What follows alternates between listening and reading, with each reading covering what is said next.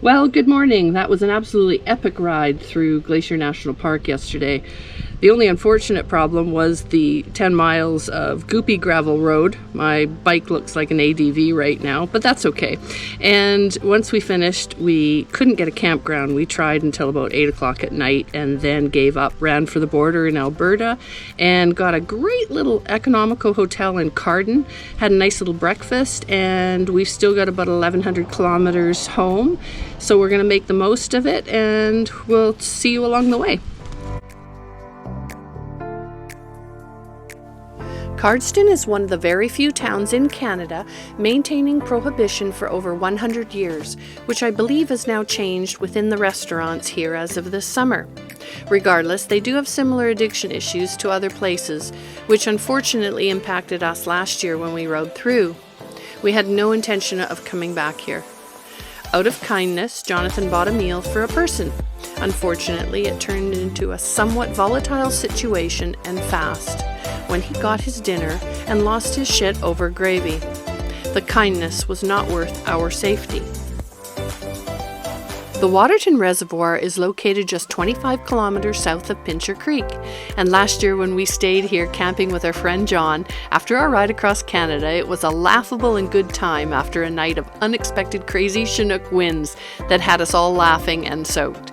You can see that video on the channel from last year as well, including a very unimpressed Jonathan, who was ready to ditch us for a warm, dry hotel. To this day, I still don't know how those Hennessy hammocks didn't rip to shreds. Okay? Yeah, totally. Okay,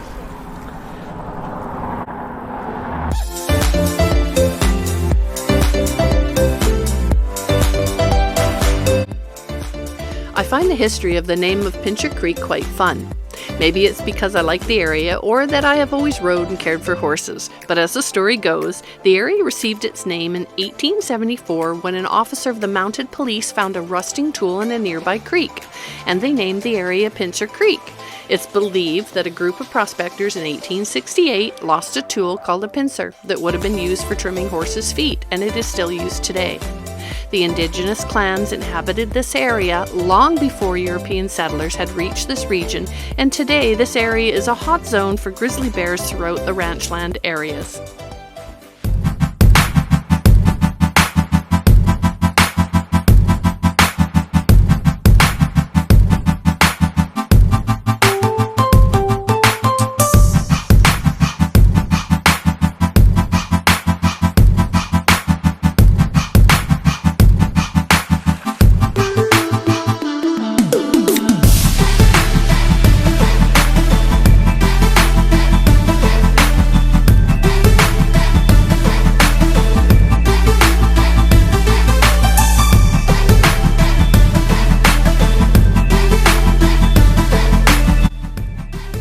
The abandoned coal prep facility on the side of the highway was part of the Hillcrest coal mines, and it was used to clean and sort the coal, and then it was loaded into the waiting rail cars below for shipment.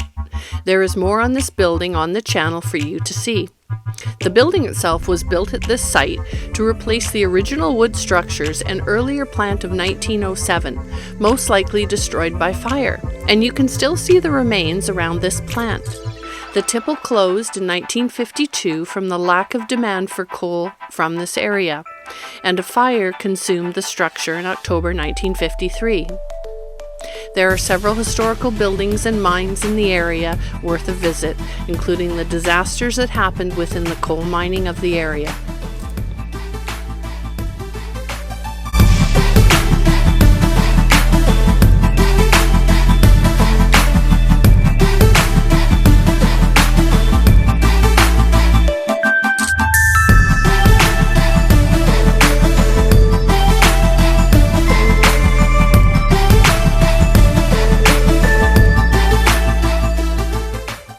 Crow's Nest Pass is known for tragedy. In 1903, the tip of Turtle Mountain broke loose and decimated part of the village of Frank on April 29th. The slide was massive and buried part of the mining town of Frank at 4:10 a.m. Well over 100 million tons of limestone rock devastated everything in its path. It was one of the largest landslides in Canadian history and remains the deadliest. Most remain buried in the rubble. Turtle Mountain stands immediately south of Frank and consists of an older limestone layer folded over the top of softer materials such as shale and sandstone. Natural erosion had left the mountain with a steep overhang of its limestone layer, and in the short time just before the disaster, miners had reported and felt rumblings from the inside of the mine shafts when the shifting rock sometimes caused the timbers supporting the mines to crack and splinter. The indigenous had long been cautious of this area. The Blackfoot and Kootenai people called it the mountain that moves and refused to camp in its vicinity. They had felt the instability of the mountain reflected in their stories, lending to the theory of multiple factors triggering this horrific slide. The deposit of coal exists in a horizontal layer at the foot of Turtle Mountain. It further extends vertically up to the mountain, and the mining operations followed those deposit layers, which may have further weakened the mountain's internal structures, combined with a wet winter and a cold snap on the night of the disaster. 17 men were entombed in the mine when the entrance was blocked and water from the river was coming in through a secondary tunnel. Attempting to dig their way through the blocked entrance was unsuccessful, and one of the miners suggested he knew of a new seam of coal. Working a narrow tunnel in pairs and threes, they dug through the coal for 13 hours, fighting a dwindling air supply that had become increasingly toxic. 17 men emerged from the mountain. In town, survivors of the disaster claimed it took 100 seconds for the slide to reach the opposing hills, indicating the limestone rock traveled at speeds of up to 70 miles per hour. The sound was heard for over 120 miles away. The Frank mine produced coal starting in 1901 and ceased mining in 1917, then officially closed later in 1918. Turtle Mountain is now monitored daily, with over 80 monitors, and it is checked for any movement as the town of Frank is home to about 200 residents today.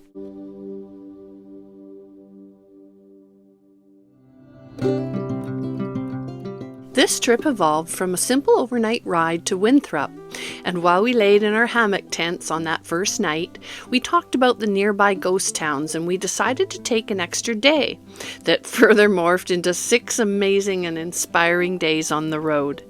We always have a rough plan, usually guided by the time we have off work and the list of places that we want to explore and see that we constantly update on our phones.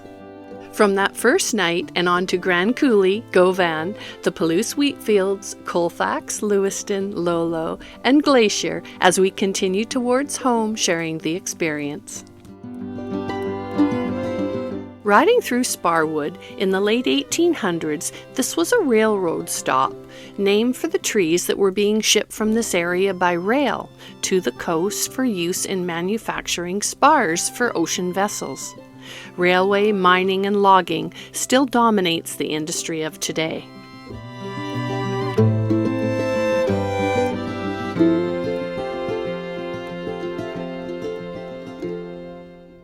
Cranbrook began as a railway town when in 1898 Colonel James Barker, who had named his newly acquired land Cranbrook after his home in Cranbrook, Kent, England. He was successful in convincing the CP Railway to build their line through Cranbrook rather than the nearby gold rush town of Fort Steele. Cranbrook became the major center of the region, with the railway running through the heart of the town, which is preserved as a historical site, as you can see as we ride through. The ancestors of the Tanaxa people have lived on these lands long before European settlers. Their stories tell from a time before the last ice age that cleared this land, when they lived nomadically, moving their hunting grounds as the seasons changed. Traditionally, they moved from the Kootenai region to Alberta, Montana, Washington, and Idaho.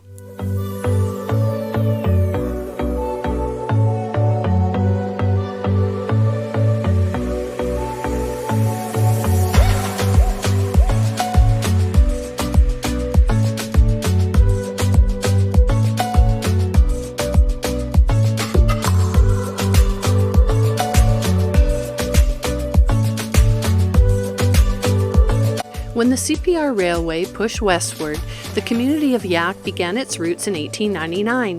By 1905, the King family had settled in the area, and King Lumber, with milling operations located nearby, provided industry to the area. The CPR sponsored Norwegian and Swedish families that arrived in 1928.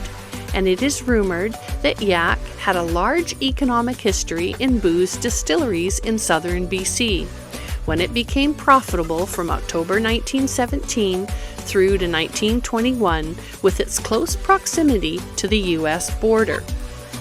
The location was perfect for stills and caches of liquor awaiting shipment. Hundreds of thousands of dollars are said to have changed hands, and there are still whispers of secret stashes that remain today in the nearby woods of the long-ago smugglers.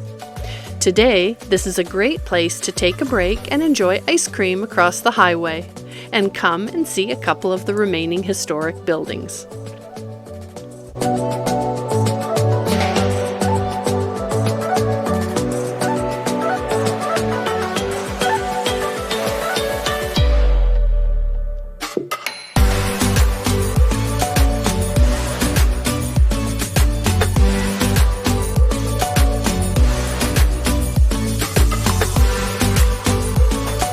The rich soil valley was created 12,000 years ago by the melting of glaciers and was populated by the original residents, the Indigenous people. One of these First Nation groups worshipped the sun and the Great Spirit. Lying at the foot of the Skimmerhorn, the Creston Valley is a unique geological region between the Purcell and Selkirk mountain ranges. The wide valley is a floodplain divided by the Kootenay River. Documented and interesting is evidence of a land bridge between the two continents, as is the Kootenay People's Canoe.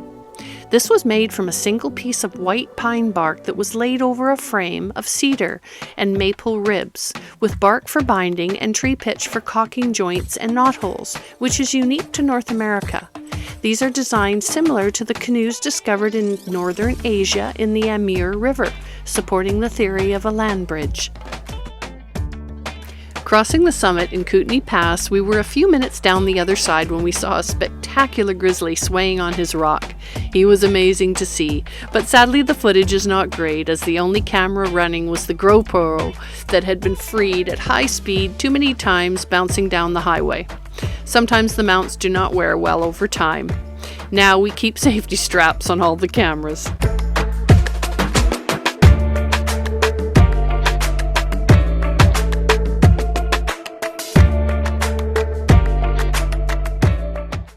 And good morning from Castlegar. We're on our last leg home. We've had nothing but fabulous rides. Could hit a little bit of rain on the way home from the weather forecast, but we'll see what happens. And we stayed at this place last night. It's called the Canada's Best Value Inn and Suites. And it's a really economical little place. They bought a few years ago and we stayed here. And the rooms have been updated. The carpet not so much in the hallway as of yet. But they got a great pizza place, and it's an excellent value for your money, and they're super lovely, lovely people. Christina Lake is renowned today as the warmest tree-lined lake in BC, and historically played an important role in the development of electric power.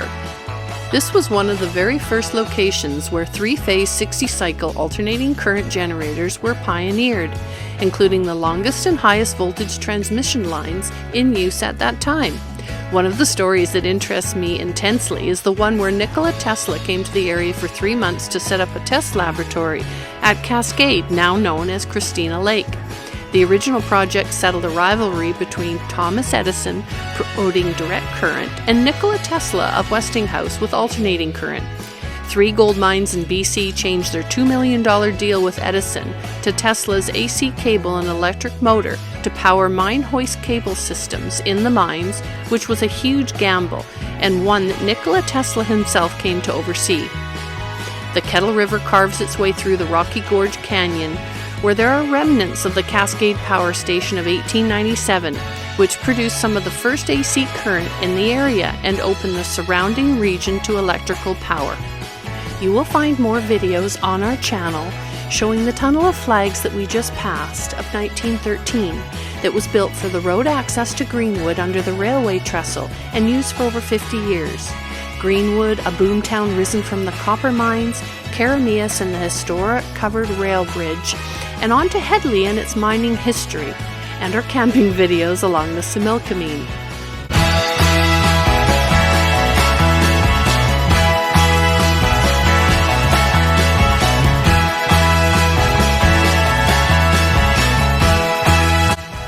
Enjoy the views from Princeton and onto the wild and beautiful Manning Park and the Hope Slide as we head for home. We have been very fortunate this trip and stayed ahead of the wet weather, and in fact all season long. Today was the first time rain gear has been pulled out. I hope you have enjoyed our video, and if you liked the content, please like and subscribe. On our next ride, we will focus a little more on the camping on an end-of-the-season camping trip with our good friend on his GS.